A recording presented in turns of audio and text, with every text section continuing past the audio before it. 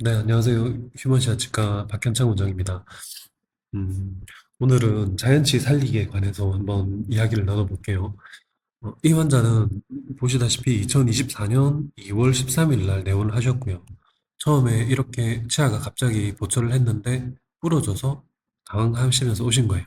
근데 이제 진단을 해본 결과, 음, 치아 부러진 것뿐만 아니고 잇몸까지 같이 안 좋아져 있었어요. 잇몸이 많이 부어 있었거든요. 그래서 이런 경우는 어떠냐면, 잇몸 뼈가 이까지, 즉 요체 하나만 발치를 한다고 해서 해결되지가 않아요.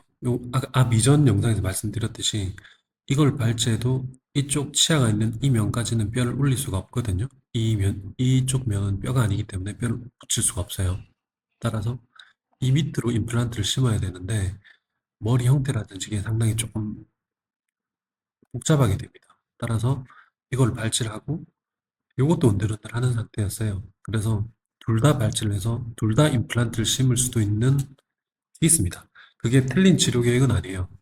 그거를 한다고 해서 잘못됐다 이렇게 볼 수는 없단 말이에요.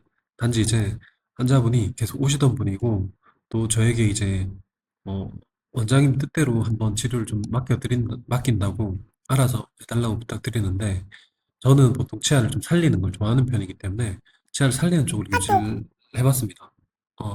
어땠냐면 우선에 처음 내원했을 때 이렇게 치아가 징치로 되어 있고 이 거들거들한 게 바로 치석이에요. 이 면을 열고 나면 안에 까만 치석들이 있습니다.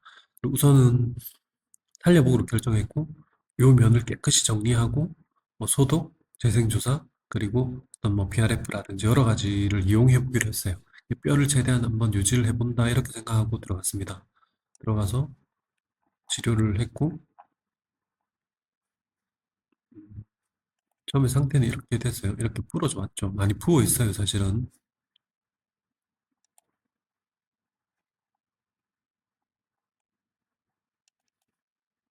그래서 잇몸을 열고 이 안에를 다 청소하고 깨끗이 하는 과정입니다. 깨끗이 해서 면을 어, 아예 불순물이 아예 없게 아예 완벽하게 깨끗하게 만드는 상태에서 그 다음에 제가 해야 했던 거는 이 검은 게 보이죠? 검은 것들 다 제거했던 거예요. 다 하고 다시 잇몸을 안정시킵니다. 이렇게 안정을 시켜놓고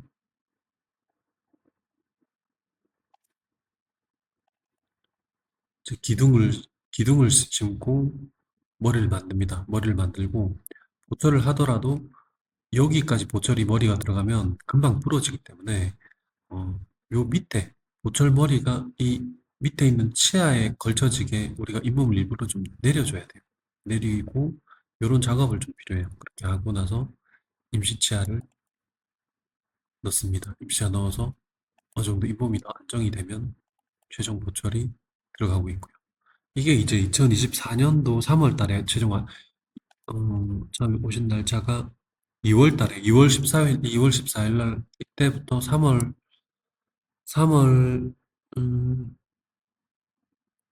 20일 정도에 마무리가 됐네요. 한 달이 좀 지나서 모든 케이스가 마무리됐고, 현재까지 문제없이 잘 쓰고 계세요.